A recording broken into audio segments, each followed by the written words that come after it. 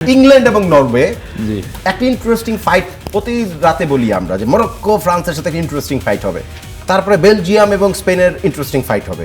যদিও ফাইটটা semi interesting ছিল, হ্যাঁ খারাপ পুরোপুরি খারাপ না, মানে দুটো ইউরোপিয়ান টিম খেলেছে। আমি রুডি গার্সিয়ার ট্যাকটিস আমার কাছে খারাপ লাগে নাই, না। মোটামুটি সে ডিসিশনটা খারাপ ডিসিশন খারাপ ছিল, বাট ট্যাকটিস খারাপ ছিল না। একটা অল ইউরোপিয়ান এনকাউন্টার আমার কাছে জি। এন্টারটেইনিংই লেগেছে। আজকের ম্যাচও একটা অল ইউরোপিয়ান এনকাউন্টার।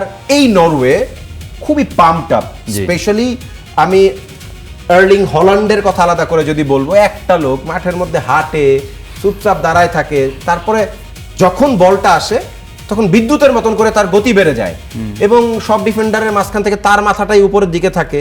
অথবা ব্রাজিলের এগেনস্টে তিনি ওই যে যেটা ডাবল, মানে 18টা শটের মধ্যে 17টাই এক টাচে মেরেছে, একটা শুধু 2 টাচে মেরেছে এবং মনে হয়েছে একটা ডেড বল সিচুয়েশন, বলটা বসালেন, Casual। তারপরে একটা পেনাল্টি শট নিলেন, এরকম মনে হলো দেখে। 3 জন ব্রাজিলিয়ান ডিফেন্ডার দাঁড়ায় থাকলেন বোকার মতন, বলটা চলে গেল না। জালে। আপনি যেটা বলেছেন এটা অল অ্যাবাউট আপনার রিঅ্যাক্টিভ না, প্রোঅ্যাক্টিভ।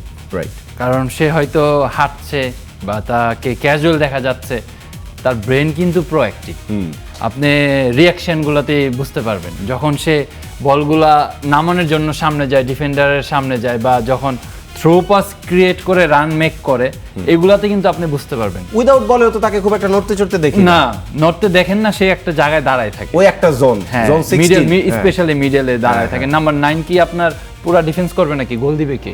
রাইট। আপনি যেটা বললেন যে প্রতি ম্যাচে 25-এর মতো এই তার কারণেই গোল। আর্জেন্টাইন টিমের স্ট্রাইকাররা গোল করতে পারে না, কারণ ওরা তো ওই জায়গায় থাকে না, ওরা তো নিচের দিকে নামে। না, আপনি যদি Zone আলভারেজ 12, 11 এর দিকে নেমে একটা আসে। স্ট্রাইকার যখন প্রচুর রান করবে আপনি শেষ করতে না, পারবেন এনার্জি লেভেল কমে যাবে এবং 100%। দুইটা ডিফেন্ডার নাম্বার 9 কেন এটা কার কারণে হয়েছে? এই দলটার এই অধোগতির কারণ, কারণ একটা Because of Lionel একটা Messi। প্লেয়ার দৌড়ায় না, বাকিদের দৌড়াইতে আপনার হয়, এই তাকে কারণে গোল সাপোর্ট পায় না। করতে হয়। দেড়শো আলভারেজ লাতারও কেউ গোল পাচ্ছে না। একটু আগে হাল্যান্ডের কথা বললেন, সে তার যে কাজটা করা দরকার, আমরা কেন তাকে ওয়ার্ল্ডের নাম্বার 9 বলি?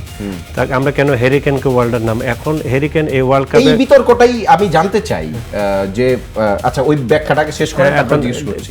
তার কারণ হচ্ছিল সে নাম্বার 9 এমন একটা প্লেসে দাঁড়ায়, তার কাজটা কি? ওই ভালো খালি জায়গাগুলি ফাইন্ড আউট করা, ক্রসে গেলে সে কোন জায়গায় যাবে, মিডলে বল থ্রো হলে কোন স্পেসে রান করবে। কারণ ডিফেন্ডাররা থাকে এদিকে ফেস করা, স্ট্রাইকার থাকে ওইদিকে ফেস করে। ডিফেন্ডারের জন্য স্ট্রাইকারকে আটকানোটা ডিফিকাল্ট, কারণ স্ট্রাইকার ডাইরেক্ট ওপেন বারের দিকে থাকে, কারণ ডিফেন্স মুভ করতে করতে স্ট্রাইকার অনেক দূরে যায়। ওই স্পেসগুলিকে আপনার নেওয়ার জন্য নাম্বার 9রা সবসময় দুই ডিফেন্ডারের মাঝখানে থাকে। কিছু নাম্বার 9 আছে দুই ডিফেন্ডারের সঙ্গে ফাইট করে। ডিফেন্ডার যখন, যেমন এখন হাল্যান্ডের সঙ্গে কেউ ফাইট করে ফিজিক্যালি পারবে না কেউ, কারণ সে ফিজিক্যালি টাফ।